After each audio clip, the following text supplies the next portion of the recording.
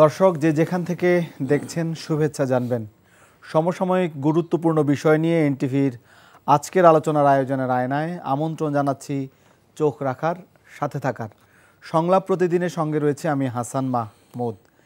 দর্শক, শুরুতেই চলমান আলোচিত কয়েকটি সংবাদের শুরুটা জানিয়ে রাখছি। আজকে সংবাদগুলোর মধ্যে গুরুত্বপূর্ণ রয়েছে সংবিধানের ১১৬ অনুচ্ছেদ পুনর্বহাল করে অধস্তন আদালতের বিচারকদের নিয়ন্ত্রণ ও শৃঙ্খলা বিধানের ক্ষমতা সুপ্রিম কোর্টের কাছে ফিরিয়ে দিয়ে রায় দিয়েছে হাইকোর্ট। আরও একটি সংবাদ হচ্ছে জুলাই আগস্ট হত্যায় মানবতা বিরোধী অপরাধের মামলায় রাজসাক্ষী হিসেবে সাক্ষ্য দিয়েছেন আইজিপি চৌধুরী আবদুল্লাহ আল মামুন। আদালতকে তিনি বলেছেন 18 সালে ভোটের আগের রাতে ব্যালট বাক্সের অর্ধেক ভরা হয় পুলিশের পরামর্শে। আরও একটি সংবাদ, সংসদ নির্বাচন ও চলমান রাজনৈতিক পরিস্থিতি নিয়ে প্রধান উপদেষ্টার সাথে 60টি রাজনৈতিক দলের বৈঠক ইতিমধ্যে চলছে প্রধান উপদেষ্টার বাসভবন যমুনায়। এবং আরও একটি সংবাদ যদি বলি, সেটি হচ্ছে যে চট্টগ্রাম বিশ্ববিদ্যালয়ের যে থমথমে পরিস্থিতি সেটি অব্যাহত রয়েছে এবং ডাকসু নির্বাচনে সরগরম ক্যাম্পাস, এগুলো আরও ছোটোখাটো অনেকগুলো সংবাদ রয়েছে দিনের বিভিন্ন গণমাধ্যমের শিরোনামে। আমরা মোটামুটি এইসব আলোচনার মধ্যেই আজকের সংলাপ প্রতিদিন আলোচনা করার চেষ্টা করব এবং আমাদের এই স্টুডিওতে আমরা এইসব বিষয় নিয়ে আলোচনার জন্য দুজন অতিথিকে আমন্ত্রণ জানিয়েছি। আমার বাইরে রয়েছেন এম আবদুল্লাহ, ব্যবস্থাপনা পরিচালক সাংবাদিক কল্যাণ ট্রাস্ট এবং সাবেক সভাপতি বিএফইউজে। রয়েছেন আরও একজন অতিথি, তিনি ইঞ্জিনিয়ার মোহাম্মদ আশরাফুদ্দিন বকুল, উপদেষ্টা আমরা বিএনপি পরিবার এবং তিনি বিএনপির বিজ্ঞান ও প্রযুক্তি বিষয়ক সহ সম্পাদকও। আপনাদের দুজনকে স্বাগত জানাচ্ছি আমাদের আজকের এই অনুষ্ঠানে এবং সমসাময়িক যে আলোচনা নিয়ে আমরা এই সংবাদ প্রতিদিন করে থাকি এবং সংবাদের সারসংক্ষেপগুলোর বিশ্লেষণ ধর্মী এই অনুষ্ঠান। এবং আমরা এই অনুষ্ঠানে আজকে যে আলোচনাটি করতে চাই সেটি হচ্ছে যে বর্তমান বাংলাদেশের যে প্রেক্ষাপট, বিশেষ করে গত পরশু আমরা দেখেছি যে বিএনপির সাথে প্রধান উপদেষ্টা বৈঠক করেছেন, জামাতের সাথে করেছেন এবং এনসিপির সাথে বৈঠক করেছেন। হঠাৎ করে বিশেষ করে যখন জাতীয় পার্টির সাথে একটি দল ভিপি নূরের নেতৃত্বাধীন যে দল গণ অধিকার পরিষদ, তার একটি বড় ধরনের সংঘাত সংঘর্ষ এবং সর্বোপরি গণ অধিকার পরিষদের সভাপতি ভিপি নূর যখন আইসিইউতে চলে যায়, তারপরেই আমরা দেখেছি যে এর পরে এবং আগে বেশ কয়েকটি ঘটনা পারস্পরিকভাবেই এবং মানে সমাজে এক ধরনের অস্থিরতা তৈরি করেছে। এবং এর পরে আগে গুঞ্জন গুজব, বিশেষ করে রাষ্ট্রপতির সাথে, প্রধান উপদেষ্টার সাথে সেনাপ্রধানের বৈঠক, সব মিলে এই বিষয়গুলো আপনারা জানেন। আমি এম আবদুল্লাহ আপনার কাছে একটু যেতে চাই যে জাতীয় পার্টি নিয়ে অনেক আলোচনা হচ্ছে এবং জাতীয় পার্টিকে নিষিদ্ধের বিষয়েও আলোচনাটা কিন্তু এখনও রয়েছে, একেবারে চলে যায়নি। এমন একটা প্রেক্ষাপটে তাদের যে সাধারণ সম্পাদক রয়েছেন তিনি বলেছেন যে তারা এটা প্রতিহত করবেন, এর আগে বলেছেন, আজকেও তিনি বলেছেন যে জাতীয় পার্টিকে রক্ষার দায়িত্ব বিএনপির, এমন একটি কথা তিনি বলেছেন। আসলে জাতীয় পার্টিকে রক্ষা করার মতো বা জাতীয় পার্টিকে আমরা এই পর্যন্ত যখন দেখেছি 5 আগস্টের পরে প্রধান উপদেষ্টা বিভিন্ন রাজনৈতিক দলের সাথে বৈঠক করেছেন দফায় দফায়, কিন্তু সেখানে জাতীয় পার্টির অনুপস্থিতিতে আমরা দেখতে পেয়েছি। তারপরে একটা সাংঘর্ষিক অবস্থা বিশেষ করে নাগরিক গণপরিষদের সাথে, এবং এই প্রেক্ষাপটে যে বক্তব্যগুলো আসছে তার মহাসচিবের পক্ষ থেকে, আপনি আসলে এটাকে কিভাবে বিশ্লেষণ করবেন? মানে জাতীয় পার্টিকে রক্ষা করার বিষয়টা কেন আসছে বা তাকে রক্ষা করবে কেন? ধন্যবাদ। এনটিভির এই শো যারা দেখছেন এবং দেখবেন পরবর্তীতে সবাইকে শুভেচ্ছা জানাচ্ছি এবং আমার সহ আলোচক এবং উপস্থাপক তাদেরকেও শুভেচ্ছা জানাই। দেখুন, জাতীয় পার্টি বাংলাদেশের রাজনীতিতে এটা সবসময় আলোচনার জায়গায় ছিল। এই দলটি রাজনৈতিক শক্তিমত্তার দিক থেকে খুব বেশি বড় প্রভাবশালী দল না, কিন্তু এই দলটির একটা চরিত্র হচ্ছে আনপ্রেডিক্টেবল একটি দল হিসেবে ধরা হয় এবং তারা যেহেতু নিজস্ব শক্তিমত্তার জায়গাটা অতটা প্রতিদ্বন্দ্বিতাপূর্ণ না, সেই কারণে তারা সবসময় কারো না কারো ছায়ায় তারা ক্ষমতার স্বাদ পেতে চায়। এটা আমরা দেখেছি যখন এরশাদ সাহেব ছিলেন, এটার দায়িত্বে আশ্রয় প্রশ্রয়, অনেকটা সেরকমই পরজীবীর মতোই। আপনি দেখেন জাতীয় পার্টির জন্ম থেকে আমরা যদি শুরু করি, তার পরবর্তীতে প্রত্যেকটি জায়গায় 9 বছরের স্বৈর শাসনের পরে আমরা দেখেছি যে কারো না কারো আশ্রয় প্রশ্রয়ে এই দলটি ক্ষমতার স্বাদ পাওয়ার চেষ্টা করেছে। বিশেষত গত 15 বছরের কথা আমরা যদি বলি, 15 বছরের যে ফ্যাসিবাদী শাসন নিয়ে আমাদের কথা হয়, সেখানে জাতীয় পার্টির দায় যদি নিরূপণ করা হয় তাহলে অ্যাটলিস্ট 30-70 হবে। যদি আওয়ামী লীগের দায়টা 70% হয় তাহলে জাতীয় পার্টির দায় 30% হবে। কেন হবে? কারণ এই যে 3টি নির্বাচন, বিশেষ করে 13, 18 এবং 24-এর নির্বাচন, এই নির্বাচন প্রত্যেকটি নির্বাচনী বৈতরণী পার হওয়ার জন্য আওয়ামী লীগকে কিন্তু জাতীয় পার্টিকে সহযোগী হিসাবে পেতে হয়েছে। এবং জাতীয় পার্টি মাঝখানে কিন্তু আবার চেষ্টাও করেছিল এটা থেকে বের হওয়ার জন্য। এরশাদ সাহেবের কথা আপনারা জানেন, সুজাতা সিং এসে কিভাবে তাকে তুলে নিয়ে যাওয়ার ব্যবস্থা করে দীর্ঘদিন তিনি অনেকটা নিরুদ্দেশ অবস্থায় থেকে, ইভেন ওই নির্বাচনটা অনেকে জানেন না যে ওই নির্বাচনে কিন্তু এরশাদ সাহেব এমপি হয়েছিলেন কিন্তু তিনি মনোনয়নপত্র দাখিল করেন নাই। একটা বাংলাদেশের ইতিহাসে একটি অভিনব ঘটনা। হ্যাঁ, তিনি কিন্তু তার মনোনয়নপত্র দাখিলের সময় পার হয়ে গেছে, তিনি মনোনয়নপত্র দাখিল করেন নাই, কিন্তু তারপরেও একটা পর্যায়ে তাকে এমপি হিসেবে ঘোষণা করা হয়েছে। এই ইতিহাসও বাংলাদেশে ঘটেছে। হ্যাঁ, এটা ব্যতিক্রমী, মানে কি, এটা অবিশ্বাস্য একটি ঘটনা যে মনোনয়নপত্রই দাখিল করেন নাই তিনি, কিন্তু সংসদের বিরোধী দলীয় নেতা হলেন, এমপি হলেন, 5 বছর যাবৎ সমস্ত রাষ্ট্রীয় সুযোগ সুবিধা ভোগ করলেন যিনি, কিন্তু তিনি মনোনয়নপত্রই দাখিল, প্রার্থীই হন নাই বলা যায়। তো এই জাতীয় ঘটনা, যত ধরনের আজগুবি যত ঘটনা বাংলাদেশের রাজনীতিতে, এগুলো প্রত্যেকটার সাথে কিন্তু জাতীয় পার্টির একটি সম্পৃক্ততা আছে। আর জাতীয় পার্টি বলতে আমরা এখন কোন জাতীয় পার্টিকে বলবো? জাতীয় পার্টির এখন খণ্ডের সংখ্যা ভেঙেছে, মানে এটার যদি একদম পরিষ্কারভাবে বলি তাহলে 5 খণ্ড অন্তত পক্ষে, 5 ভাগ আমরা এটা যে কোনো ভাবে এক্সিস্ট করছে তারা। এবং এই খণ্ডগুলো কিন্তু বিভিন্ন সময়ে এরা আবার কখনো একাত্র হচ্ছে, কখনো একমতে, একটা মানে মানুষের কাছে একটা রঙ্গমঞ্চের মতো, রাজনীতির নামে একটা রঙ্গমঞ্চের মতো অবস্থা। আপনি কয়দিন আগেও দেখেছেন যে জিএম কাদেরের সাথে বিরোধে আরেকটি জাতীয় পার্টির কমিটি ঘোষণা হয়েছে আনিসুল ইসলাম মাহমুদ এবং রুহুল আমিন হাওলাদারের নেতৃত্বে। এবং জিএম কাদের এখন কাদেরকে নিয়ে রাজনীতি করছেন তাও কিন্তু পরিষ্কারভাবে কিন্তু আমরা বুঝতে পারছি না। যে তার যে মহাসচিব আজকে বললেন, যিনি মহাসচিব, তাকে অবশ্যই মহাসচিব হওয়ার আগে আমি খুব বেশি, যদিও আমি জাতীয় পার্টির বিটে, আমি প্রায় জাতীয় পার্টির নিউজে আমি অন্তত 8-10 বছর জাতীয় পার্টির নিউজ করেছি মাঠ পর্যায়ে।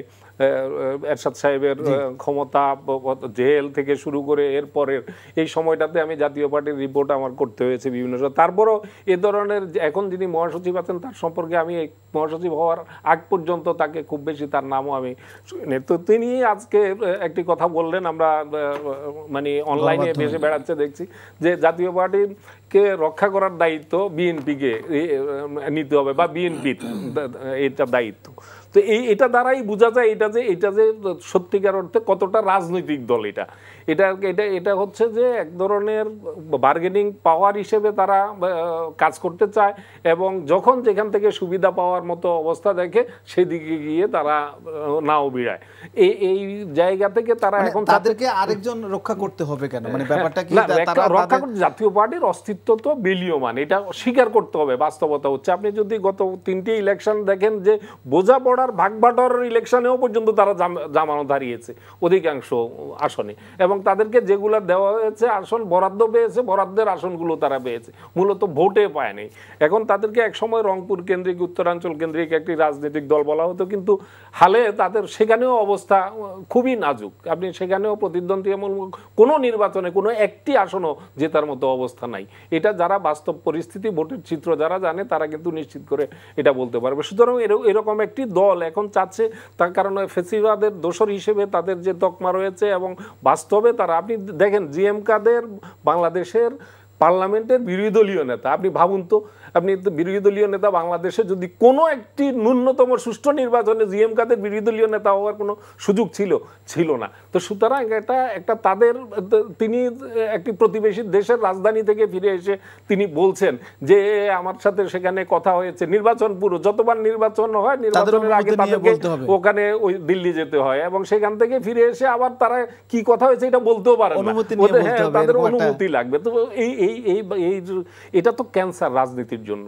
আমি জিএম কাদেরকে নানান কারণে অনেকে একজন সৎ রাজনীতিক হিসেবে চিহ্নিত করা এই জাতীয় বিষয়গুলো ছিল, কিন্তু তার দিল্লির প্রতি আনুগত্যটা একেবারে প্রশ্নাতীত। তিনি দিল্লি দ্বারা পরিচালিত হন, এটাও প্রশ্নাতীত। কিন্তু সম্প্রতি তারা এইভাবে আলোচনায় চলে আসলো, না আলোচনায় আসার কারণ হলো আগামী নির্বাচন কেন্দ্রিক একটা ডিজাইন আছে। এটা ডিজাইন তো বিভিন্ন জায়গা থেকে ডিজাইনগুলো হচ্ছে, এর মধ্যে দিল্লি থেকে যে ডিজাইনটা, সেই ডিজাইন হচ্ছে যে যদি শেষ পর্যন্ত নির্বাচন, আওয়ামী লীগ প্রথমে চেষ্টা করবে নির্বাচনটা ভণ্ডুল করার জন্য, যে তাদেরকে ছাড়া কোনো নির্বাচন যাতে হতে না পারে, যেটার সিমটম আমরা দেখতে পাচ্ছি। নানান ধরনের অঘটন, চারিদিকে যত নির্বাচন আসছে তত নানান ধরনের অঘটন।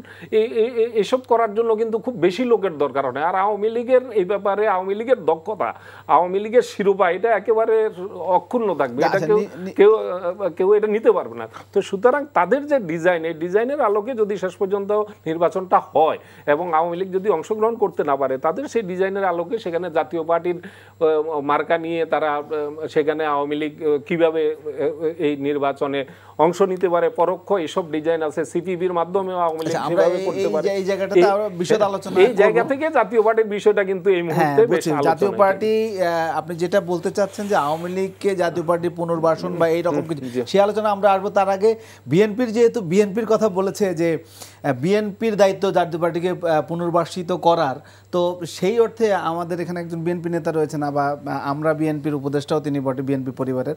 তো আপনার কাছে কি মনে হয়, মানে এই বক্তব্যটাকে, মানে বিএনপি জাতীয় পার্টিকে করবে, দায়িত্ব যে জাতীয় পার্টিকে রক্ষা করবে, কিন্তু বিএনপির মানে জাতীয় পার্টি কি এই অবস্থায় চলে গেছে যে তাকে কেউ রক্ষা করতে হবে, এরকম মনে হচ্ছে, বা আপনারা কি মনে করছেন? জি, ধন্যবাদ আপনাকে এবং আপনার মাধ্যমে আমাদের এনটিভির দর্শক শ্রোতাদেরকে। আসলে জাতীয় পার্টি একটা দল ছিল, কিন্তু তার পতন হয়েছে স্বৈরাচারের মাধ্যমে, যে স্বৈরাচারী মনোভাবের মাধ্যমে এবং এদেশের মানুষের গণঅভ্যুত্থানের মাধ্যমে তার পতন হয়েছে, তাই না? তো জাতীয় পার্টি পরপর, আব্দুল্লাহ ভাই তো বললেন অবশ্য, যে পরপর কয়েকটা নির্বাচনে যেভাবে শেখ হাসিনাকে সহযোগিতা করেছে বা আওয়ামী লীগকে সহযোগিতা করেছে, এটা টোটালি অগণতান্ত্রিক। যদি জাতীয় পার্টি আওয়ামী লীগকে সহযোগিতা না করতো, তাহলে কিন্তু এদেশে গণতন্ত্র প্রতিষ্ঠার জন্য অনেক সুন্দর একটা পথ তৈরি হইতো। আজকে কেন জাতীয় পার্টিকে দোষী করা হয়? দোষী করা এই জন্য যে তারা, আমরা দেখতে পেয়েছি যে উনি বলেন যে এরশাদ সাহেব উনি কোনো মনোনয়নপত্র সাবমিট করেন না, কিন্তু এমপি হয়েছেন। তার মানে কি, এমন একটা পরিস্থিতি ছিল যে জাতীয় পার্টিকে একটা বিরোধী দল বানাতে হবে, তাকে anyhow by hook or by crook তাকে বিরোধী দল বানাতে হবে, নতুবা বিরোধী দল না থাকলে তো আপনার গ্রহণযোগ্যতা পাবেন না। এটা আইওয়াশ, সরকারি দল থাকে না, আইওয়াশ। তখন কিন্তু দেখলাম আমরা জাতীয় পার্টি 18 সালের নির্বাচনের পরে কিন্তু জাতীয় পার্টি স্টেটমেন্ট দিয়ে বলেছে, নির্বাচনের নামে তামাশা শেষে বলেছে আমরা বিরোধী দলে থাকবো না, সরকারি দলে থাকবো, এটা নিয়ে আমাদের আলোচনা হচ্ছে, সিদ্ধান্ত নিতে হবে। এবং আরেকটা বিষয় হচ্ছে যে আমরা তখন দেখেছি যে মানে বিরোধী দলের পক্ষ থেকেও মন্ত্রী করা হয়েছে। যখন 14-5 জানুয়ারি নির্বাচনের পরে কিন্তু তারা মন্ত্রণালয় পাইলো, তাই না?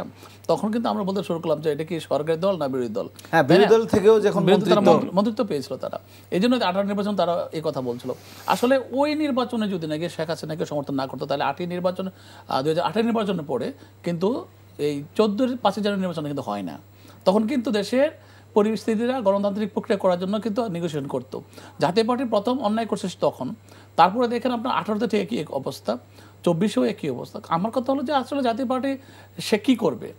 আজকে একটা দলের কিন্তু তার দূরদর্শিতা থাকা উচিত যে তার একটা নির্বাচনে অংশগ্রহণ করলে কি হয়, না করলে কি হয়, বা একটা নির্বাচনে এমন একটা বিষয় যে আপনি যদি নীতি নৈতিকতার বাইরে থাকেন, তাহলে কিন্তু 5 বছর পরে দেখবেন যে আপনার অস্তিত্ব বিলীন হয়ে যাবে। তো জাতীয় পার্টি কিন্তু তার অস্তিত্ব বিলীন হয়ে গেছে আগেই। তার ওই 2014 5 জানুয়ারি নির্বাচনে অংশগ্রহণের মাধ্যমে এবং মন্ত্রিত্ব নিয়ে সরকারের সাথে থেকে বিরোধী দল হিসেবে থাকার জন্য। তা এখন ডে বাই ডে কিন্তু আস্তে আস্তে তার এমনভাবে তার পতন হয়েছে, জনগণের কাছ থেকে তার সমর্থন কমে গেছে যে আজকে তাকে আগে তাকে আওয়ামী লীগের উপর ভর করে থাকতে হচ্ছে, আজকে তাকে কারোর সহযোগিতা চাইতে হচ্ছে। কিন্তু আমরা মনে করি যে সহযোগিতা আপনাদেরই চাচ্ছে। আমরা মনে করি জাতীয় পার্টির কারণে তো আওয়ামী লীগ শক্তিশালী হয়েছে। জাতীয় পার্টির সমর্থন তো আওয়ামী লীগ শক্তিশালী হয়ে আমাদেরকে হত্যা, গুম, খুন, নিপীড়ন, নির্যাতন সব কিছু করেছে। এত কিছু করতে হতো না বা করতো না আওয়ামী লীগ, তো সাহস পেয়েছে। এবং সে কিন্তু স্বৈরাচারিতা দেখিয়েছে এই কারণে জাতীয় পার্টি বিরোধী দল আছে বলে, কিন্তু আবার যখন কোনো বিল পাস হয় জাতীয় পার্টি কিন্তু বিলের সমর্থন দেয়। তো এটা জিনিস বুঝতে হবে যে আসলে একটা দলকে যে ভবিষ্যতে তার কী পরিণতি হতে পারে। আজকে যদি জাতীয় পার্টি বলে বিএনপির কথা, বিএনপি কেন যাবে? বিএনপি যাবে কোন কারণে? জাতীয় রক্ষা করার জন্য। জাতীয় পার্টি তার একটা দলকে তার নিজের কর্ম ফলের মাধ্যমে নিজেকে টিকে রাখতে হবে। এখন সে কীভাবে টিকে থাকবে তাকে বেছে নিতে হবে সেই পথ।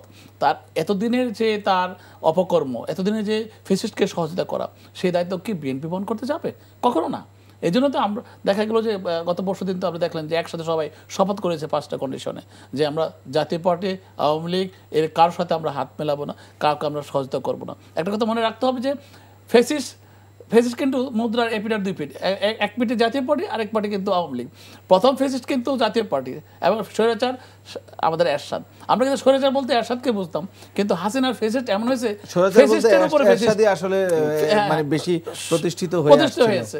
তা এরশাদ সাহেব যে এইভাবে মানুষকে গুণখম করেছে, সেটা অনেকটা মানুষ ভুলে গেছিল শেখ হাসিনার অত্যাচার, নিপীড়ন, নির্যাতনের কারণে। দেখা গেছে এই দুইটা দলই ফেসিস্ট। কোনো সময় জাতীয় পার্টিকে শেখ হাসিনা হেল্প করেছে। আপনি দেখেন এরশাদ যখন নাকি 86 নির্বাচনে যায়, তখন কিন্তু শেখ হাসিনা বলেছিল চট্টগ্রামের লালদিঘির ময়দানে যে যারা নির্বাচনে যাবে তারা জাতীয় বেঈমান হবে, কিন্তু ওখান থেকে এসে লং ড্রাইভে গিয়ে এরশাদের সাথে লং ড্রাইভে গিয়ে নির্বাচন চলে গেল। তার মানে জাতীয় বেঈমান হলো। তার মানে কি জাতীয় বেঈমান হয়েও শেখ হাসিনা এরশাদকে সহযোগিতা করছে, জাতীয় পার্টিকে সহযোগিতা করেছে 86 নির্বাচন করার জন্য।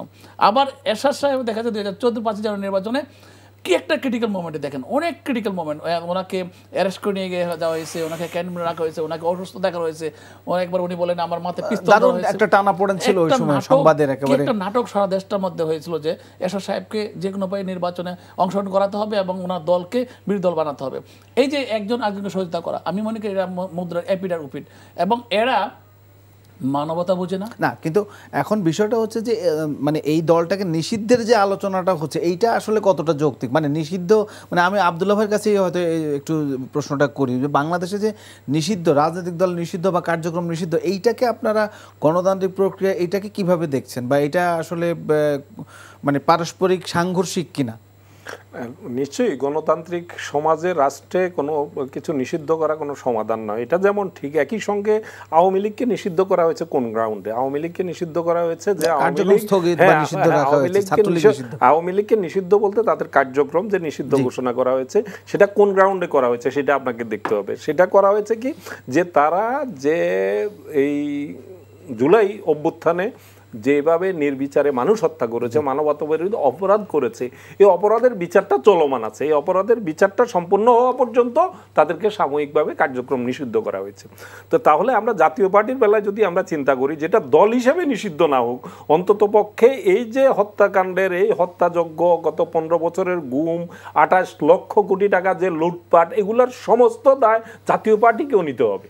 জাতীয় পার্টি সঙ্গ দিয়েছে বলে এটা সম্ভব হয়েছে, 15 বছর শেখ হাসিনা গদিতে টিকে থাকা সম্ভব হয়েছে। সুতরাং এটার দায় জাতীয় পার্টিকে নিতে হবে। সেই জন্য জাতীয় পার্টির বিচারের মুখোমুখি হওয়ার যে দাবিটি উঠেছে, আমি এটা সমর্থন করি, এবং তাদেরকে বিচারের মুখোমুখি যখন হবে তখন স্বাভাবিকভাবেই তখন আসবে বিচার সম্পন্ন না হওয়া পর্যন্ত যেভাবে আওয়ামী লীগের কার্যক্রম নিষিদ্ধ স্থগিত করা আছে সেভাবে স্থগিত হওয়ার। এখন প্রথমে যে কথাটি এসছে যে বিচারের মুখোমুখি করা, আপনি ধরেন জিএম কাদের বিরোধী দলীয় নেতা হিসেবে এবং তাদেরকে ভাগ বাটোয়ারার যেসব আসনগুলো দিয়েছিল, যেসব এমপি হিসেবে তারা যেগুলা ভোগ করেছে, এই সমস্ত অর্থ, রাষ্ট্রের অর্থ, সেটা অবৈধভাবে তারা ভোগ করেছে, এগুলো তাদের কাছ থেকে ফেরত চাওয়া উচিত আমি মনে করি। জিএম কাদের সহ এই যে 3টি নির্বাচনে তাদেরকে ভাগবাটোয়ারার নির্বাচনে যেসব সুবিধা তারা নিয়েছে, মন্ত্রী হিসাবে, এমপি হিসাবে, বিরোধী দলীয় নেতা হিসেবে, উপনেতা হিসেবে যেই সব সুযোগ সুবিধা নিয়েছে, এটা হিসাব করে রাষ্ট্রের এই অর্থ, এই সম্পদ তাদের কাছ থেকে, এবং যেসব প্লট তারা এমপি হিসেবে, অবৈধ এমপি হিসেবে যেসব প্লট পেয়েছে, এই সমস্ত কিছু তাদের কাছ থেকে আমি মনে করি আদায় করার সময় এসছে। তা না হলে ভবিষ্যতে এটা যদি আমরা করতে পারি, শুধু জাতীয় পার্টি কেন, আওয়ামী লীগের ক্ষেত্রেও একই বিষয় আমরা কেউ এটা আলোচনায় আনতে দেখছি না। যদি আপনি দেখেন যে অবৈধভাবেই আপনি রাষ্ট্র ক্ষমতা ভোগ করেছেন, তাহলে সেই ভোগে আপনি রাষ্ট্রের যে অর্থ নিয়েছেন, যে সম্পদ নিয়েছেন, সেটা আপনি ফেরত দিতে, তো এটা আইনগতভাবে এটা লজিক যে তারা সেটা বাধ্য, ফেরত দিতে বাধ্য। সেটা নিয়ে কিন্তু এখনো পর্যন্ত আমার মনে হয় কেউ আলোচনা করেছে বা কোনো মামলা করেছে, দাবি করেছে আমি দেখি না। এটা তো অবৈধভাবে, যেখানে কোনো ভুয়া নির্বাচনের মাধ্যমে আপনি তো আপনার পদটাই অবৈধ, সে পদের এগেইনস্টে যেসব সুযোগ সুবিধা নিয়েছেন সবই তো রাষ্ট্রের লুটতরাজ। সেই লুটকৃত অর্থ আমি মনে করি অর্থ ফিরিয়ে দেওয়ার কথা বলছেন আপনি, ফিরিয়ে দেওয়ার কথা আসা উচিত। জি, আপনি সেই দাবিটি বা সেই বিষয়টি তুলে ধরেছেন। বিষয় নিয়ে আমরা চলে যাচ্ছি ইঞ্জিনিয়ার মোহাম্মদ আশরাফুদ্দিন বকুল আপনার কাছে। আলোচনাটি চলছিল যদিও জাতীয় পার্টি নিয়ে, আমি একটু অন্য একটা ঘটনায় আসছি। সেটি হচ্ছে যে দেখেছেন যে গত কয়েকদিন ধরেই বৈঠক চলছে পর্যায়ক্রমিকভাবে।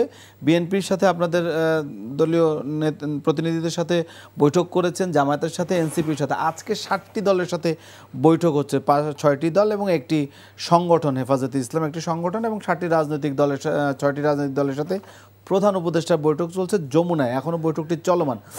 কিন্তু জানতে চাওয়া হচ্ছে যে হঠাৎ করে, বিশেষ করে আমরা যদি লক্ষ্য করি তাহলে ভিপি নূর, যে জাতীয় পার্টিকে নিয়ে আমরা এতক্ষণ আলোচনা করছিলাম, জাতীয় পার্টির সাথে গণপরিষদের একটা বাকবিতণ্ডা, পরবর্তীতে হামলা এবং ভিপি নূরের আহত হওয়ার ঘটনার পরেই আমরা দেখলাম যে এই ধরনের একটা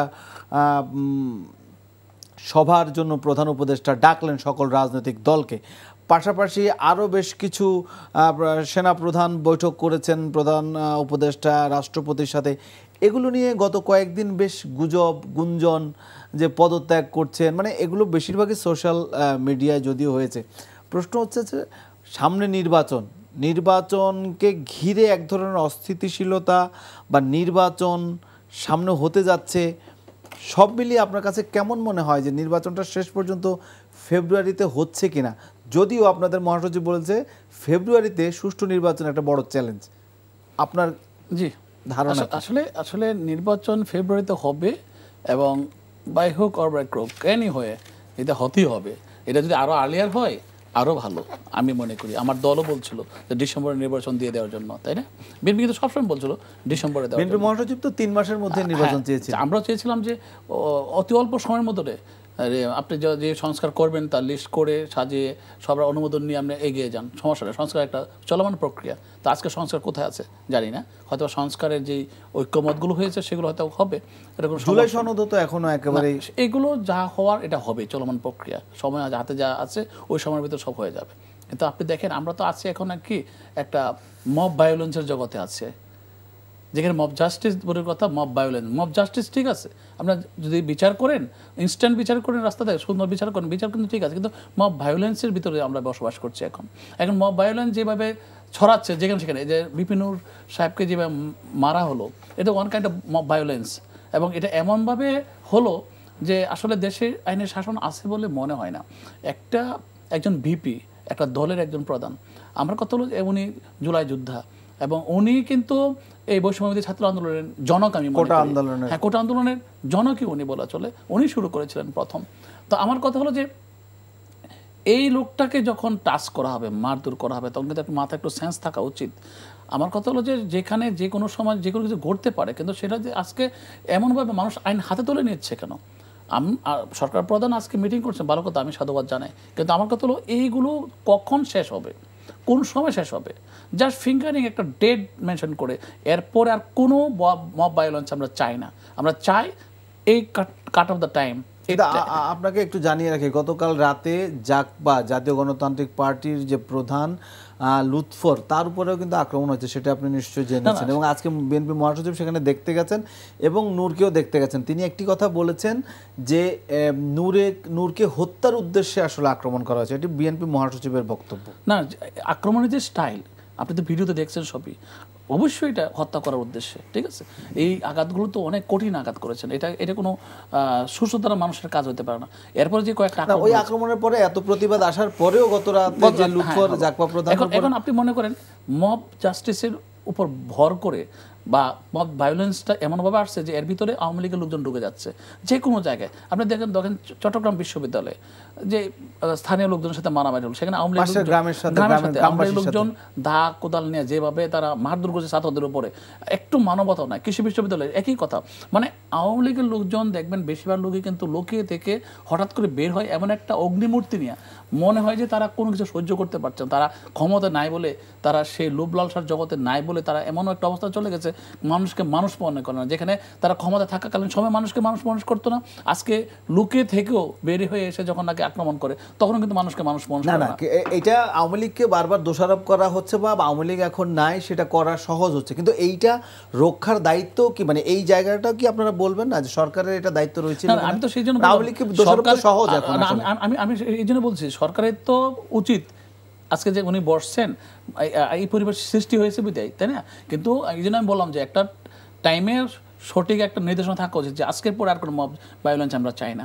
যদি কোনো কিছু হতে হয় বিচার বিশ্লেষণ হবে বা কারোর মাধ্যমে কথাবার্তা হবে, আলোচনা হবে, সমাধান হবে, কিন্তু মব ভায়োলেন্সে গেলে ইনস্ট্যান্ট অ্যাকশন। কোনো একটা মব ভায়োলেন্সের বিচার হয়েছে? আজকে যতগুলো ঘটনা ঘটেছে, কয়েকশো ঘটনা ঘটেছে, একটা ঘটনা তো বিচার হয় নাই। তো বিচার না হলে তো আপনি এগুলো ঘটতে থাকবে একটা পর একটা। আর আমাদের যে শত্রুরা আছে, ফেসিস্টরা আছে, তারাও যেখানে সেখানে ঢুকে যাবে। একটা মিছিলে যদি একটা লোক ঢুকে বা দুইটা লোক ঢুকে পুরো মিছিলটা শেষ করে দিতে পারে, বানচাল করে দিতে পারে, আক্রমণ করে। এই জন্যই বলি যে যখন তখন যেখানে সেখানে যা কিছু হচ্ছে, এগুলো মানুষের আইনের প্রতি যে শ্রদ্ধাটুকু আছে, সে আইনের শ্রদ্ধাটুকু এখন নাই। আইনের শ্রদ্ধা যদি থাকতো তাহলে কিন্তু সে এটা করতো না, কারণ শ্রদ্ধা আসবে তখনই যখন নাকি আইনের শাসন বাস্তবায়ন হবে। কাজে আমরা এই জন্য বলছি বারবার যে এই প্রশাসনিক যে পুলিশ প্রশাসন, বিচার প্রশাসন এবং আমাদের নির্বাহী প্রশাসন, এইগুলোকে আমাদের শক্তিশালী করা দরকার অতি দ্রুত, যাতে করে প্রত্যেকটা জিনিসের বিচার হয়। আর যদি না হয় তাহলে কিন্তু আপনি দেখেন কতদিন ক্ষতিগ্রস্ত হচ্ছেন। কেউ ব্যবসা করতে মাঠে নামছে না, কেউ ইনভেস্টমেন্টে যাচ্ছে না, কেউ রিইনভেস্টমেন্টে যাচ্ছে না, কেউ এক্সপানশনে যাচ্ছে না। তার মানে কি অনেক ইনভেস্টর বিদেশ থেকে আসবে দূরের কথা, এই দেশের ইনভেস্টররা সাহস পাচ্ছে না কোনো কিছু করার জন্য, কারণ তার স্থিতিশীল পরিবেশ চায়, স্থিতিশীল পরিবেশ তারা চায়। এবং এমনিতে তো আমাদের দেশে অনেক সমস্যা আছে যে আমরা ওয়ান স্টপ সার্ভিস দেবো বলে কথা বলি, কিন্তু ওয়ান স্টপ সার্ভিস দিতে পারি না একটা ইনভেস্টরকে। আমাদের অনেক ধরনের আমলাতান্ত্রিক জটিলতা আছে। তারপরে যদি আমরা সামাজিক এবং আমাদের দেশের যে ব্যবস্থাপনা যদি আমরা এমন করি যে এখানে মানুষ আইনের শাসন পায় না বা সে স্বস্তি নিঃশ্বাস ফেলতে না পারে, তাহলে আপনি কীভাবে এগুলো অগ্রসর হবেন? অনেক মালিক তো দেশের বাইরে চলে গেছে, তারা এক্সপানশনে চিন্তাই করে না। তো এই জন্য আমি বলবো যে বিচার ব্যবস্থা এবং আইনি ব্যবস্থা, পুলিশ প্রশাসনের ব্যবস্থা এবং নির্বাহী ব্যবস্থাটা অত্যন্ত গুরুত্বপূর্ণ। এই তিনটা ব্যবস্থাকে এমনভাবে সাজানো উচিত অতি দ্রুত, যাতে করে নাকি সবাই কাজ করতে পারে।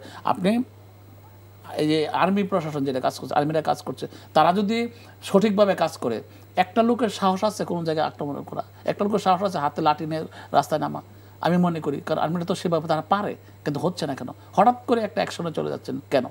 তাকে প্রত্যেকটা এলাকায় যেভাবে তাদেরকে প্লেস করা হয়েছে, আমি তো দেখি না। নরসিংদীতে আমার আর্মি আছে, কিন্তু আমি তো আর্মিকে দেখি না সেভাবে অ্যাকশন নিতে। আমরা 10 বার রিকোয়েস্ট করেছি যে এখানে এই অপকর্ম হচ্ছে, আপনারা যান। ওরা যেতে সাহস পায় না।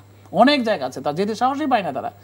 তা আমার কথা হলো যে এই যদি চলতে থাকে তাহলে আপনি কিভাবে শাসন ব্যবস্থা দেবেন? আপনি ইলেকশন দিবেন, ভালো কথা। ইলেকশন দিলে ধরেন রাজনৈতিক দল এসে কাজগুলো করবে, ভালো কথা। কিন্তু রাজনৈতিক দলের কাছে তো এই 18 মাসে আপনি এই পরিস্থিতিতে তাহলে কিভাবে ইলেকশন আসলে ইয়ে হবে, সুষ্ঠু হবে বা সহজ হবে? এই পরিস্থিতি উত্তরণ দরকার, এই পরিস্থিতি থেকে উত্তরণ দরকার, এবং এই পরিস্থিতির পরিবেশটাকে সরকার আরো ভালো করবে, এটা আমরা এক্সপেক্ট করি।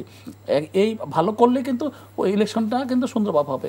যার জন্য কিন্তু আমরা বলছি বারবার যে প্রত্যেকটি প্রশাসনিক অবস্থাকে সুন্দরভাবে সাজাতে হবে, যাতে মানুষকে লাইনে দাঁড়িয়ে ভোট দিতে পারে।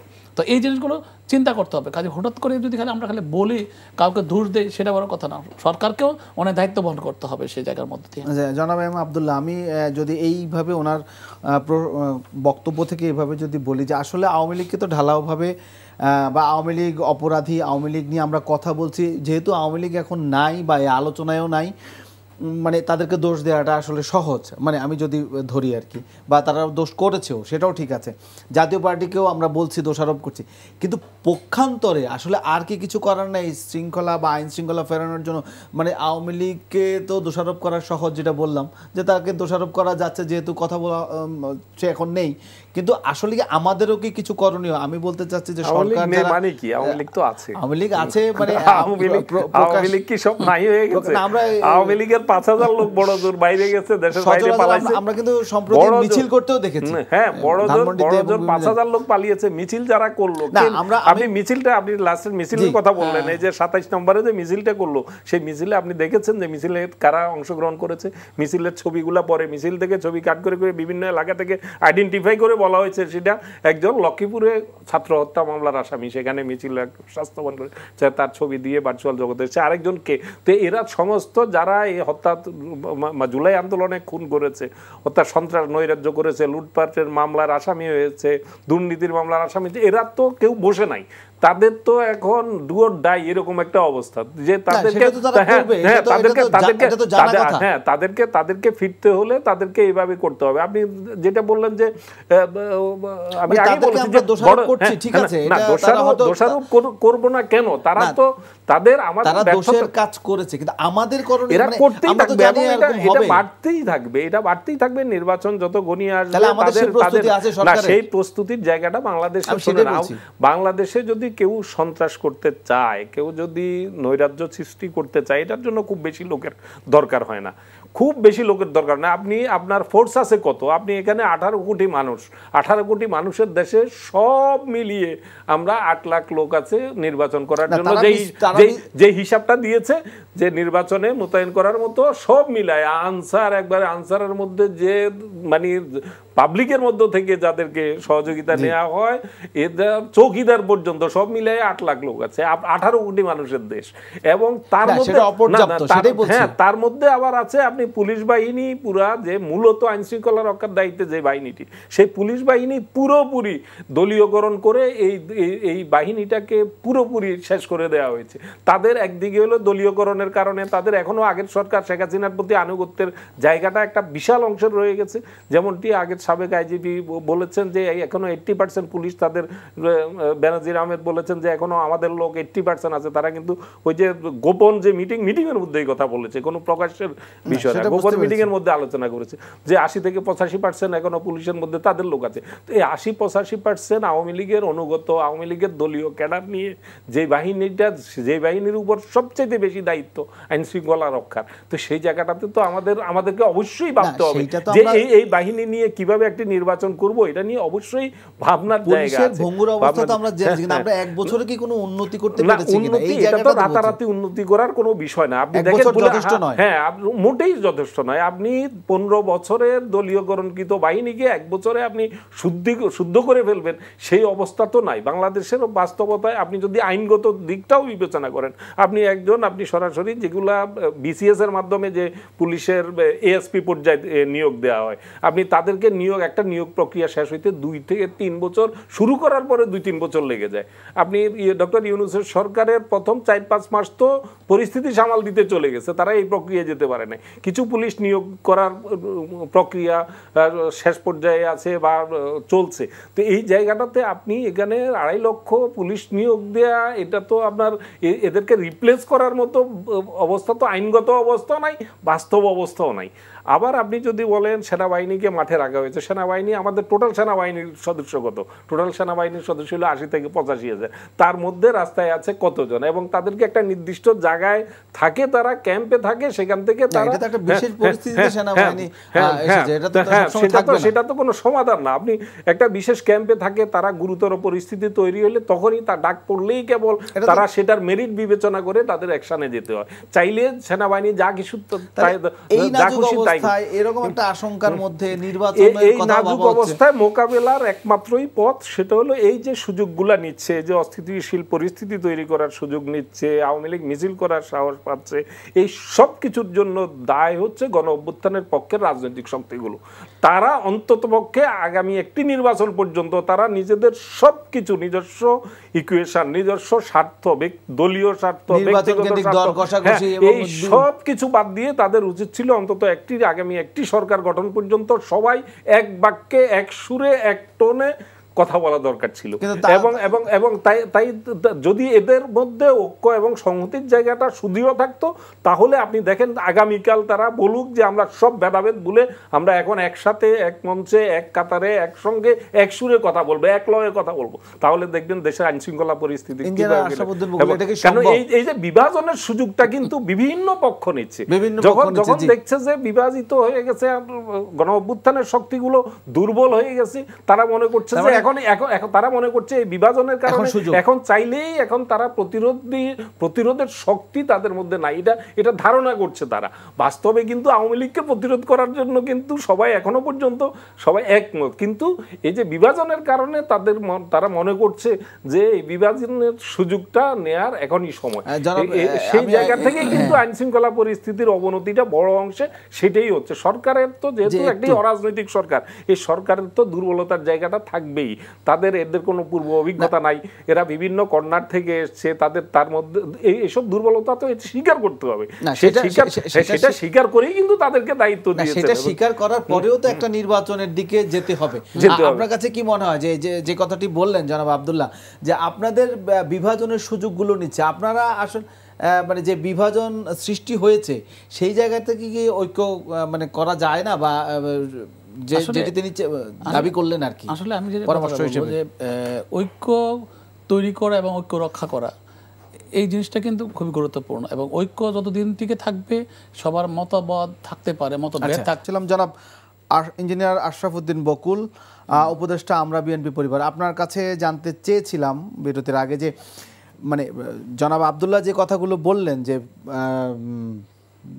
নির্বাচনকে সামনে রেখে এক ধরনের অস্থিতিশীল পরিবেশ তৈরি হওয়া, এবং তিনি যেটা অভিযুক্ত করলেন যে গণ অভ্যুত্থানের যারা শরিক ছিল, গণ অভ্যুত্থানটা যারা যারা কাঁধে কাঁধ রেখে মিলিয়ে করেছিল তাদের মধ্যে এখন একটা বিভাজন লক্ষ্য করা যাচ্ছে, এবং যেই বিভাজনের ফাঁকগুলো আসলে এই ধরনের যে আশঙ্কাগুলো করছেন বিভিন্ন পক্ষ, রাজনৈতিক পক্ষ, পতিত পক্ষ, কিংবা আরও তৃতীয় পক্ষ, যেটাই বলি না কেন, সব পক্ষ একসাথে এটা করতে চাইবে। এটা আপনারা নিশ্চয়ই নতুন কোনো গল্প না, এটা আপনারা যখন অভ্যুত্থান করেছেন এবং একটা সরকার, অন্তর্বর্তী সরকার এসেছে, তখন থেকে এটা কিন্তু প্রশ্ন ফাঁস যে এই ধরনের একটা পাল্টা আক্রমণ বা সুযোগ নেওয়ার বা প্রতি বিপ্লব, যেই নামেই বলি না কেন, হবে। তারপরেও পিআর সহ নানান বিষয়ে, সংবিধান প্রসঙ্গে এবং ছোট অনেক বিষয়ে নির্বাচনকে সামনে রেখে দর কষাকষি করতে গিয়ে বিভাজিত হলো, এবং সেই জায়গা থেকে এই ধরনের একটি পক্ষ ঢুকে যাচ্ছে। তাহলে দায়টা কার আসলে? সেটা তো আপনাদের যারা পক্ষে ছিলেন তারা কি নেবেন সেই দায়টা? হ্যাঁ, আসলে প্রকৃতপক্ষে রাজনৈতিক দলগুলোকেই দায় নিতে হবে, এটি স্বাভাবিক। কারণ এখানে কিন্তু মানুষ বা জনগণ দেখবে যে কাদের সদিচ্ছা আছে। ধরেন আমরা চাচ্ছি ডেমোক্রেটিক প্রক্রিয়ায় আমাদের ইলেকশনটা হয়ে ক্ষমতার পরিবর্তন চাচ্ছেন আপনারা, কারণ আমরা 5ই আগস্টের পরে এমন একটা ক্রিটিক্যাল সিচুয়েশন পার করছি, সেখানে আমাদের যতই সময় যাবে ততই আমাদের ক্ষতির দিকে যাচ্ছে। এবং আপনি দেখেন রেট অফ ভায়োলেন্স যত বাড়বে, রেট অফ ইলেকশন পার্সেন্টেজ তত বাড়বে। আপনার যত বেশি আপনার মব জাস্টিস বাড়বে তত বেশি কিন্তু আপনার ইলেকশন প্রয়োজনীয়তা বাড়বে। আপনি যদি ভায়োলেন্স না হতো, খুব ঠান্ডা সুন্দর শান্তিপুরে চলতো, তারা দেখতেন যে ইলেকশনের কথা অনেক ভাবতো না, সুন্দর চলছে, ভালোই চলছে।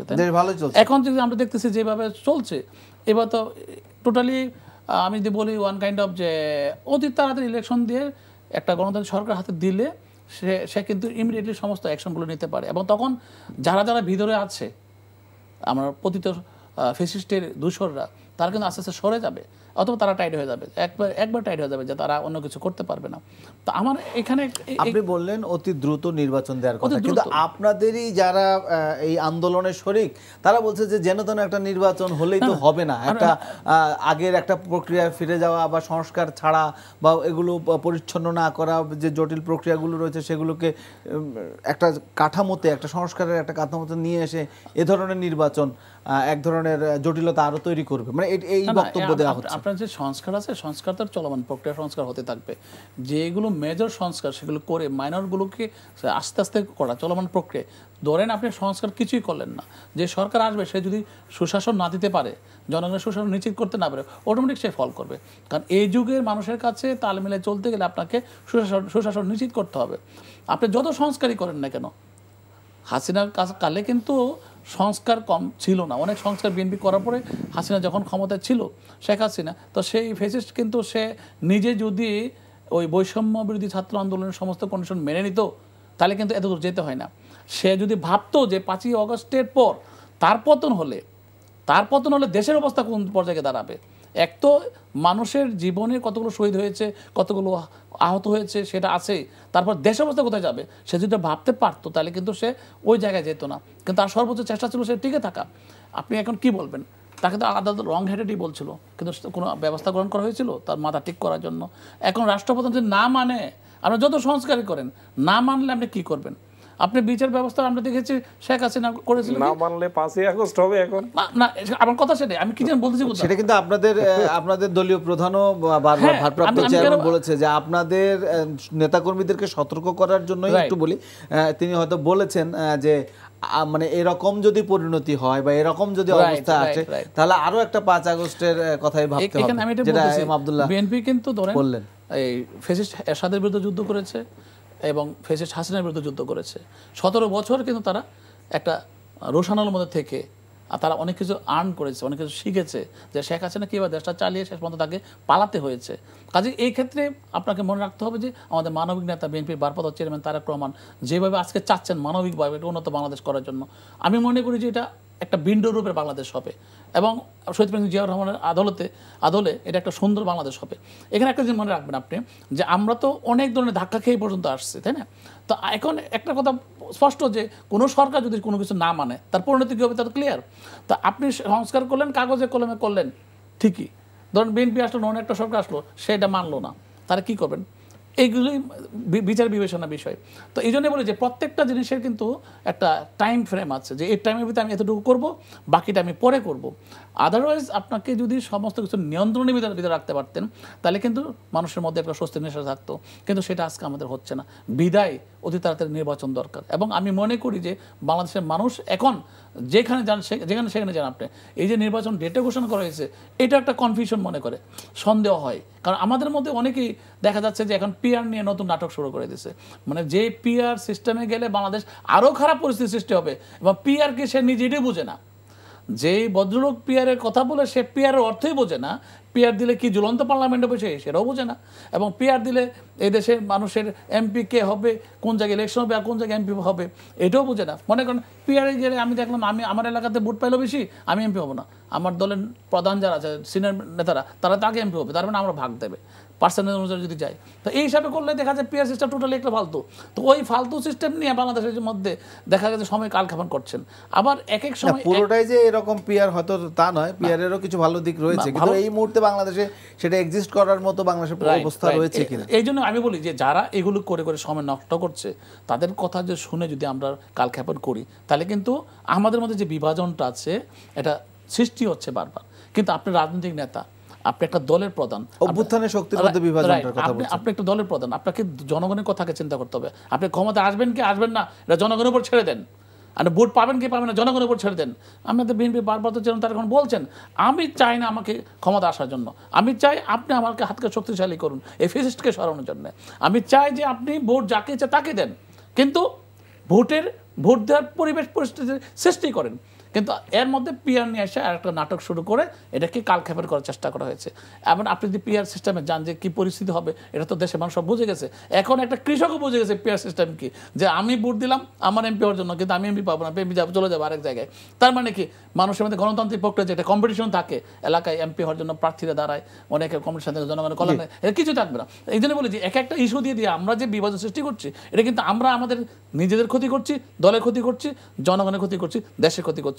এর জন্যই বলবো যে এই বিভাজন করতে করতে ভাই যেটা বললো যে বিভাজন আমাদের মধ্যে যত বাড়বে তত ফ্যাসিস্টটা কিন্তু নিশ্চয়ই সুযোগ পাবে, কিন্তু তারা তো সুযোগ পাবেই, এবং সেই সুযোগটা আপনারা কেন দিন? আমি এই কথাটাই জনাব এম আব্দুল্লাহকে জিজ্ঞেস করেছিলাম যে আসলে সেই সুযোগটা মানে দিচ্ছে কেন? এটা কি অজান্তেই দিচ্ছে নাকি এটা তাদের চাওয়া পাওয়ার হিসেবটা মেলাতে গিয়ে এই সুযোগটা তৈরি হয়ে যাচ্ছে অন্যদের জন্য? রাজনৈতিক দলগুলোর দূরদর্শিতা প্রজ্ঞা নিয়ে বিভিন্ন সময়ে আমাদের প্রশ্ন তো আছেই। তাদের নিজস্ব ভুলের কারণে আমি যদি বলি যে বিভিন্ন সময়ে এই যে দীর্ঘায়িত হওয়া ফেসিবাদ, এটার পেছনে কি আমাদের রাজনীতির ভুল নাই? অবশ্যই ভুল আছে। 1/11 আসার পেছনে কি আমাদের রাজনীতির ভুল নাই? ভুল আছে। তো এই ভুলগুলো করার পরে আমরা যে পরিণামটা ভোগ করেছি সেটা আমরা অচিরেই ভুলে যাই।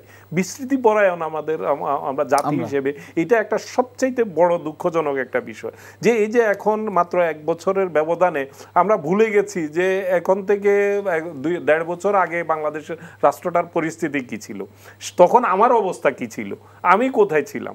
এখন আমার কাছে বড় চাওয়া হয়ে হয়ে গেছে, এটা এই সেই এই জায়গাটা, কিন্তু আমরা এই মিনিমাম একটা জায়গায় আমরা থাকতে পারছি না যে আমরা আগে দেশটাকে রাষ্ট্রটাকে একটু সংহত করে নিই। একটা ভঙ্গুর রাষ্ট্র আপনি যেভাবে বলেন না কেন, আইন শৃঙ্খলাজনিত জায়গা থেকে এই সরকারের নিয়ন্ত্রণের জায়গাটা সেটা ফেলিউর আছে, এটা স্বীকার করতে হবে। অনেক চেষ্টা সত্ত্বেও সেটা হয় নাই, এটা নানান কারণ, যৌক্তিক কারণও হয়তো সরকারের পক্ষ থেকে বলা হচ্ছে। কিন্তু আপনি অর্থনীতির জায়গাটাতে যে একটা স্বস্তির জায়গা তৈরি হয়েছে, আপনি সংস্কার কিন্তু মোটা দাগে অনেকগুলো সংস্কার কিন্তু ইতিমধ্যে হয়ে গেছে। আপনি বিচারাঙ্গনে গতকালই বলেছে যে 90% সংস্কার হয়েছে। আজকে যে বিচারে যে রায়টি, হ্যাঁ যে রায়টি আসছে, এটা তো একটা যুগান্তকারী ঘটনা। আপনি স্বাধীন বিচার ব্যবস্থার জন্য একটা যুগান্তকারী ঘটনা। এর আগে যে গ্রেপ্তার নিয়ে যে আইনের সংশোধনীটা এসছে, এটাও কিন্তু একটা যুগান্তকারী ঘটনা। আমাদের এই ইনস্ট্রুমেন্টগুলো ব্যবহার করে কিন্তু ফেসিবাদ শক্তপোক্ত হয়েছে। আদালত তাদের একটা খুঁটি ছিল। এই জায়গা থেকে আমরা যদি নির্বাচন কমিশন একটা তাদের খুঁটি ছিল, এই জায়গাগুলো সংস্কারের জায়গাগুলো কিন্তু চলমান আছে। শুধু মোটা দাগে যে সাংবিধানিক সংস্কারগুলোর কথা আমরা বলছি, বিতর্ক করছি, এর বাইরে কিন্তু সংস্কার অনেকগুলো ক্ষেত্রে হয়ে যাচ্ছে। কিন্তু বিভিন্ন আইনের মাধ্যমে, অধ্যাদেশের মাধ্যমে অনেকগুলো সংস্কার এরই মধ্যে কিন্তু সম্পন্ন হয়েছে। তো এই পজিটিভ দিকগুলো আমরা চোখে দেখছি না। এর অর্থ আমি সরকারকে এতগুলো পজিটিভ দিক থাকলেও যখন আমরা দেখি যে চট্টগ্রাম বিশ্ববিদ্যালয়ে ধান খেতে, সবচেয়ে বড় বিষয় হলো আমরা মানুষ হিসেবে আমরা সবচেয়ে আমাদের পৈশাচিক যে চরিত্র, এটা দিন দিন এটা অবিশ্বাস্যভাবে আমাদের প্রকাশ পাচ্ছে। আপনি চিন্তা করেন কিভাবে একজন মানুষকে এই রামদানিয়ে কোপাচ্ছে, গায়ে এসে পড়ছে, তারপরও সেখানে করছে। আপনি ওইভাবে রাজনৈতিক সংঘাত বা এই যে ছাত্র বা গ্রামের সন্ত্রাস না, আপনি পারিবারিক পর্যায়েও, আপনি কয়েকদিন আগে একটি ভিডিও ভাইরাল হয়েছে যে একটা চেপে ধরে একটা বৃদ্ধাকে, তার সম্ভবত পুত্র আর পুত্রবধূ মাকে মেরে ফেলতেছে জঙ্গলের মধ্যে ফেলে। আপনি এর বাইরেও সামাজিক সামাজিক অবক্ষয়টা আমাদের দিন দিন এমন জায়গায় চলে যাচ্ছে, আমরা সত্যি সত্যি উদ্বিগ্ন হওয়ার জায়গাটা। এইসবের জন্য আমাদের যে মূল্যবোধের জায়গা, ধর্মীয় মূল্যবোধ, নৈতিক মূল্যবোধ, এগুলাকে চাঙ্গা করার জন্য আমাদের কিন্তু এই রাষ্ট্রের তেমন কোনো ব্যবস্থাই নাই। যে কারণে এই যে অবক্ষয়ের জায়গাগুলো কিন্তু দিন দিন আমাদের জন্য খুব উদ্বেগের জায়গা তৈরি করছে। এগুলো যদি আমরা এদিকে যদি মনোযোগ না দিই, তাহলে একটা সময় আসবে আপনি কোনো আইন শৃঙ্খলা পরিস্থিতিতে কোনো কিছু দিয়ে কিছু করতে পারবেন না। আজকে ডক্টর ইউনূস সরকার আছেন, আগামীকাল তারেক রহমানের নেতৃত্বে সরকার আসবে, এই ভাই হয়তো তখনকার কোনো একটা কিছুতে থাকবেন, কিন্তু বাস্তবে এই সামাজিক এই যে সহিংসতাগুলো, এটা চাইলেই সরকার এই যমুনাতে পরিবর্তন হয়ে গেলে বা পরিবর্তন হয়ে গেলে রাতারাতি পরিবর্তন হয়ে যাবে, এটা যদি ভেবে থাকি তাহলে কিন্তু আমরা ভুলের মধ্যে থাকব। আমাদের যে রাষ্ট্রের যে মৌলিক সংস্কারগুলোর কথা যেগুলো বলা হচ্ছে, এগুলার নানান ধরনের ক্রিয়া প্রতিক্রিয়া, নানান ধরনের মতদ্বৈতিত্ব আছে বলে, কিন্তু একটা জায়গায় আমাদেরকে আসা উচিত সবাই যে আর ভবিষ্যতে যাতে আর ফেসিবাদের পুনরুত্থানের কোনো ফাঁক ফোকর যাতে না থাকে, এটা এখনই বন্ধ হওয়া উচিত। কিন্তু সেটার জন্য যে একটা গণতান্ত্রিক প্রক্রিয়া ফিরে যাওয়া, সেই নির্বাচন ব্যবস্থার জন্য তো যথেষ্ট নির্বাচন ব্যবস্থা, এই পরিবেশটার জন্য আমি আবারও বলছি যে যদি অভ্যুত্থানের পক্ষের সকল রাজনৈতিক শক্তি দেখাতে পারে যে তারা এক জায়গায় আছে, তাদের মধ্যে কোনো বিরোধ নাই, তাহলে এই যেসব সহিংসতা ঘটছে এটা বহুলাংশ কমে যাবে। কারণ আপনি দেখবেন প্রত্যেকটা সহিংস ঘটনার সাথে যারা করছে এর মধ্যে আপনি এই অভ্যুত্থানের শক্তির লোকজনই কিন্তু আছে, নানানভাবে আছে, এরা রাজনৈতিক পরিচয় হয়তো করছে না। রাজনৈতিক পরিচয় আপনি দেখেছেন যে চট্টগ্রামের ঘটনায় বিএনপি একজনকে বহিষ্কার করতে হয়েছে, একজন নেতাকে। তো সেখানে আপনি আরেক জায়গায় দেখলে হয়তো দেখবেন যে জামাতের লোক সমর্থকের লোকজন কোনোভাবে ইনভলভ হয়ে যাচ্ছে, আরেক জায়গায় জাতীয় পার্টির লোকজন, আরেক জায়গায় এনসিপির বিরুদ্ধে অভিযোগ আসতে পারে। এখন এই বিষয়গুলো যদি সবাই ঐক্যের জায়গাটা, সংহতির জায়গাটা, পারস্পরিক যে বোঝাপড়ার জায়গাটা যদি ঠিক রাখে, তাহলে বার্তাটা যাবে বাবারে আমরা যদি এটা করতে যাই তাহলে কিন্তু ঐক্যবদ্ধভাবে প্রতিহতের মুখে পড়বো, প্রতিরোধের মুখে পড়বো। এই কারণেই কিন্তু অনেক কিছু আপনার ক্ষতিগ্রস্তটা আসলে তারাই হবে, হ্যাঁ আলটিমেটলি তাই হবে। আমি জনাব ইঞ্জিনিয়ার বকুল আপনাকে একটি প্রশ্ন বা করতে চাই, সেটা হচ্ছে জনাব তারেক রহমান যে কথাটা বলেন সবসময়, বিভিন্ন বক্তব্যে বলেছেন ইতিমধ্যে, যে এই নির্বাচনটা অর্থাৎ সামনের নির্বাচনটা বিএনপির জন্য সহজ হবে না। এই কথাটা কিন্তু এই বক্তব্যে প্রায় তিনি বলে থাকেন। জানতে চাওয়া হচ্ছে যে সহজ হবে না বলতে আসলে তিনি কি বোঝাতে চান, কি ধরনের এই সহজীকরণের জায়গাটা থেকে তিনি কি বাধা আসলে পান যে এই নির্বাচন বিএনপি উতরে যাবে বা নির্বাচনটা হবে এটা খুব বেশি সহজ হবে না, যখন নির্বাচনের দাবিও যেমন তারা করছে, আপনারা করছেন, বিএনপি কিন্তু নির্বাচনের দাবি করছে। আমি আগেই বলেছিলাম বিএনপি মহাসচিব অন্তর্বর্তী সরকার ক্ষমতা নেওয়ার 3 মাসের মাথায় বলেছিল যে নির্বাচন দেয়া উচিত, যদি ভুল না করি মির্জা ফখরুল ইসলাম নয়াপল্টনে বলেছিলেন 3 মাসের মাথায়, সেটা 1 বছর হয়ে গেল এবং এখনও তারা বলছেন বা আপনারা বলছেন যে এটা সহজ হবে না। কেন? আসলে আপনি একটা জিনিস দেখবেন যে পরীক্ষার প্রশ্ন খুব কঠিন হবে এবার পরীক্ষার সামনে যে পরীক্ষাটা হবে অনেক কঠিন প্রশ্ন আসবে।